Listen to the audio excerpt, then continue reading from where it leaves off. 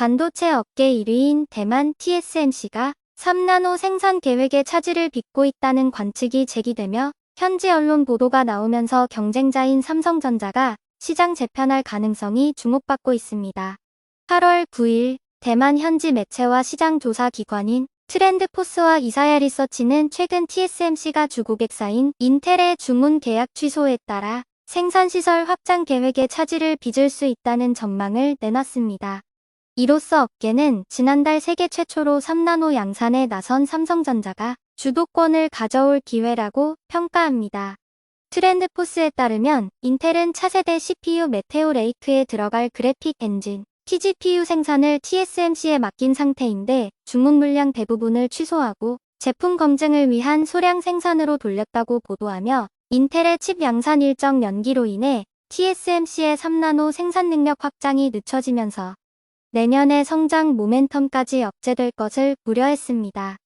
연합보에 따르면 인텔의 첨단 공정의 취소는 TSMC가 타격을 받을 것은 물보듯 뻔하다면서 2023년 증설 자체가 문제가 되고 있다고 대만 업계에 우려하는 목소리를 전했습니다.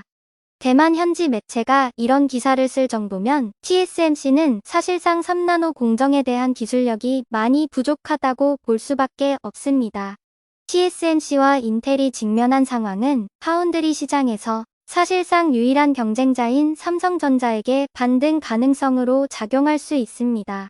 이런 상황 속에 메테오 레이크 양산 일정은 하반기에서 내년 상반기로 연기됐다가 또다시 내년 말인 2023년까지 연기됐습니다. 문제는 CPU 설계와 공정 검증 문제라고 언급하고 있지만 실제로는 TSMC가 3나노 공정 기술의 높은 벽을 재확인했다는 말이 나오고 있습니다.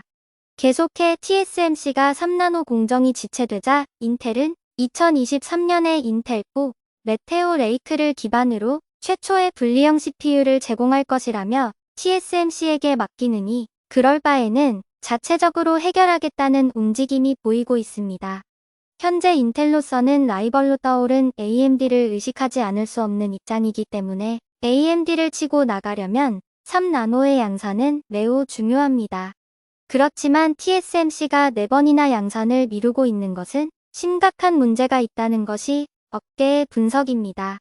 일각에서는 TSMC보다 한 발 앞서 양산에 나선 삼성전자가 기술 주도권을 선점할 수 있을지 이목이 집중되고 있으며 아직 인텔과 TSMC 간의 공정이 이루어진 게 아니라서 삼성 파운드리로 인텔의 물량을 옮기려는 움직임일 수도 있다는 전망까지 나오고 있습니다. 대만 정보기술 전문 매체 디지타임스는 애플, 엔비디아에 이어 인텔까지 TSMC 3나노 공정 사용을 위해 대기 중이라고 보도한 바 있습니다. TSMC는 계획대로라면 삼성전자와의 수주전에서 우위를 점할 것이라 생각했겠지만 이번 인텔 CPU 생산 차질 문제가 불거지자 주요 팹리스 제품 위탁 구도에도 상당한 변화가 점쳐진다는 것이 업계의 분석입니다.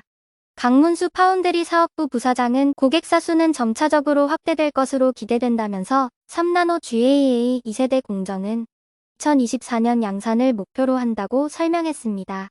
또한 파운드리 3나노 GAA 2세대 공정과 관련하여 모바일 응용처에서 이미 복수의 대형 고객사를 확보했다며 다수의 HPC 모바일 고객과 수주 관련 논의를 진행 중에 있다고 밝혔습니다. 강문수 부사장은 2분기는 HPC 중심의 선단 공정 수요가 견조했다. 성숙 공정의 안정적인 수요가 지속됨과 동시에 수율 개선으로 작년 동기 대비 대폭 성장해 역대 2분기 매출 신기록을 달성했다고 발표했습니다. 업계에선 글로벌 PC 생산업체인 HP와 델 등이 오랜 TSMC의 고객이었지만 이번에 삼성 파운드리와 손잡았다는 설이 퍼지고 있습니다.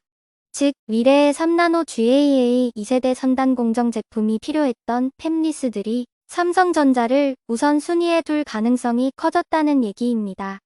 삼성전자 3나노 GAA 1세대 공정만 하더라도 기존 5나노 핀팻 공정 제품과 비교하면 전력은 45% 절감하면서 성능은 23% 향상됐고 면적은 16% 줄면서 큰 차이를 보이고 있습니다. 전력이 45%나 줄었다는 것은 자주 충전을 해야 하는 스마트폰이나 노트북에서는 절대적으로 유리한 위치를 차지하게 됐다는 말이며 전성기가 그만큼 훌륭해졌다는 뜻입니다. 1세대 GAA 공정만 해도 이만한 차이가 나는데 2세대 GAA 공정은 무려 50%를 전력 절감하면서도 성능은 30% 향상됐고 면적은 35%나 축소됩니다. 그에 반해 TSMC의 3나노 양산에는 아직 GAA의 기술을 도입하지 못한 상태입니다. 트렌드포스는 이번 GAA 기술 기반 3나노 반도체에 고성능 제품을 원하는 고객사의 주문이 몰리면 삼성전자의 점유율은 더 확대될 것으로 기대된다면서 삼성전자가 미세공정 반도체 시장에서 TSMC를 제칠 기회를 잡은 것으로 평가하고 있습니다. 그러자 위기감 고조 경쟁자 부상에 따른 것인지 최근 TSMC는 14나노 공정 개발 착수를 알리긴 했지만 순조롭게 그 계획이 이뤄질 가능성이 작다는 게 업계의 전반적인 평가입니다.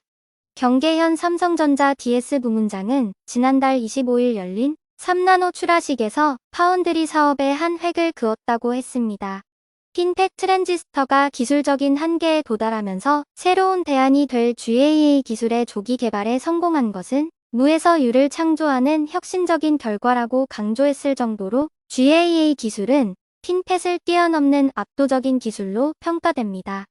반면 TSMC는 이 기술을 아직 성공하지 못하면서 이전의 핀펫 기술을 적용하며 고전하고 있는 것으로 보입니다.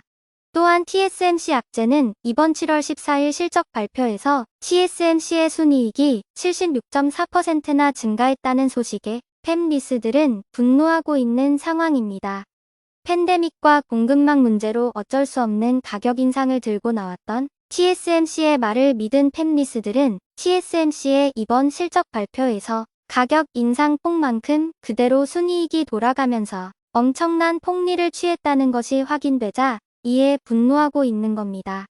가뜩이나 팬데믹 여파로 어려워진 팹리스들의 약점을 이용해 연달아 4번에 걸쳐 무려 70% 이상의 가격을 인상하면서 그 70%만큼 순이익이 발생한 것이 악덕업주라는 평가를 받게 된 겁니다. 아무리 기업의 제1목표가 이윤 추구라지만 상생하지 않는다면 결국 주위엔 아무도 남아있지 않을 것입니다. 반면 삼성 파운드리는 20% 정도의 인상에 그쳤습니다. 이런 가운데 한국과 미국, 대만 등 세계 대표 반도체 기업들이 7월 미 반도체 지원법 통과로 희비가 엇갈렸습니다. 한국과 미국 기업들도 악재이긴 하지만 TSMC가 받는 타격에 비할 바가 못 됩니다. 이번 법안에 포함된 가드레일 조항이 세제 혜택 등 미 정부 지원을 받는 기업들의 중국 내 첨단 반도체 시설 투자를 금지하고 있기 때문입니다. 반도체 업계 관계자는 법안 수혜 대상인 한국이나 미국 업체 대만의 중국 사업이 타격을 입을 것이라면서 이들 기업은 530억 달러 약 70조 원 규모의 미국 보조금을 마다할 수도 없기에 진퇴양난이 될 것이라 말합니다. 미 반도체 지원법은 중국 반도체 산업 견제 3대 목표 가운데 하나로 내건 법안입니다. 수혜 기업은 향후 10년간 반도체 파운드리 분야에서 28나노 미만 첨단 기술을 중국에서 신규 투자를 할 수 없도록 하고 한국의 주력인 메모리 반도체와 패키징에 대한 중국 투자 규제는 미 상무부가 일단 향후 별도 기준을 마련하기로 했습니다. 다행히 한국 기업의 피해를 최소화하도록 하겠다는 의도로 보입니다. 블룸버그 통신은 인텔과 미국 반도체 산업협회가 28나노라는 기준을 제외하려고 로비를 벌였지만 결국 이 조항도 법안에 포함됐다고 했습니다. 미국은 지금껏 7나노 미만의 초미세 공정에서만 중국에 제재를 가하자 그 틈을 노려 중국은 48나노와 28나노 등의 반도체에 있어서는 거의 세계를 석권할 조짐이 보이고 있었기 때문입니다. 따라서 이번 법안으로 중국 반도체 산업 발전을 전면 봉쇄한다는 구상입니다. 당장 발등에 불이 떨어진 것은 파운드리 대만 기업들로 TSMC는 난징에, UMC는 샤먼에 28나노 미만의 첨단 파운드리 공장을 갖고 있습니다. 문제는 TSMC의 난징 공장은 작년부터 29억 달러 약 3조 8천억 원을 투자하면서 라인 증설에 나서고 있고 UMC는 샤먼 공장이 반도체 생산량을 연내 16% 늘리겠다고 밝히면서 증세에 들어간 상태입니다.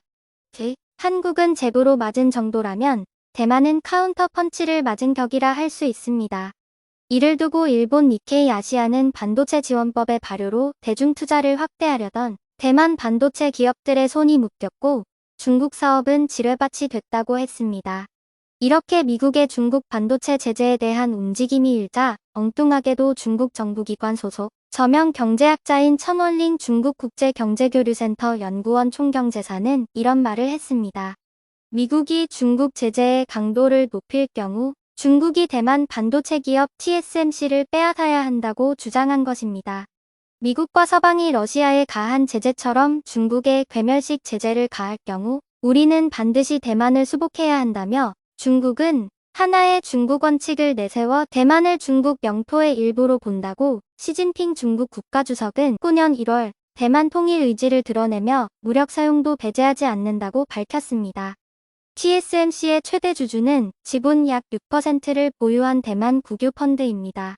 TSMC를 중국 자산으로 여기는 중국 정부의 속내가 중국 관면 경제학자의 발언을 통해 노골적으로 드러났다는 분석입니다.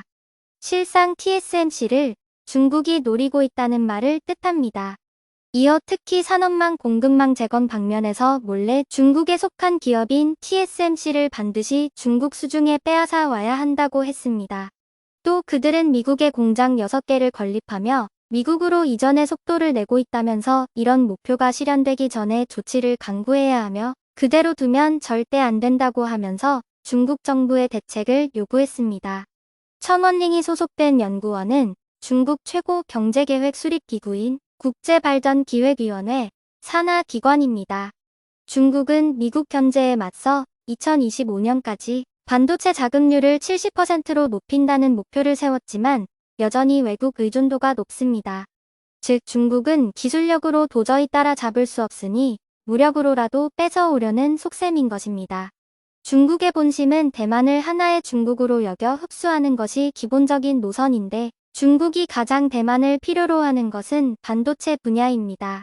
지금까지 미국이 중국에 대한 강도 높은 제재가 없었을 때만 하더라도 대만의 TSMC라고 해도 아무런 문제없이 높은 연봉을 받고 중국으로 건너갔으며 중국은 이를 바탕으로 반도체 기술을 익히며 생산할 수 있었습니다. 그런 대표적 인물로는 장상희를 뽑을 수 있습니다. 장상희는 TSMC 기술개발 총책임자 출신으로 중국의 스카우트돼 반도체 굴기를 도왔습니다. 비록 장상희는 사람의 인생 중 때로 바보 같은 짓을 저지르곤 한다며 에스믹에 합류한 것은 바보 같은 일 중에 하나였다고 말했지만 그 사이에 TSMC의 기술력이 얼마나 중국으로 건너갔을지 상상이 가지 않습니다. 이렇듯 시진핑은 자연스럽게 대만을 흡수할 것으로 생각하고 있었습니다. 하지만 미국이 본격적으로 개입하고 상황이 급변하면서 시진핑은 급해진 겁니다. 중국의 반도체 생산이 막힌다는 것은 산업뿐만 아니라 전자장비가 들어가는 모든 부분에서 경색된다는 뜻입니다. 또한 전자전이 필수인 이 시대 중국이 가장 필요로 하는 군사 무기를 만드는 것도 어려워진다는 겁니다. 점점 조여오는 미국의 제재에 중국이 초조해하고 있는 겁니다.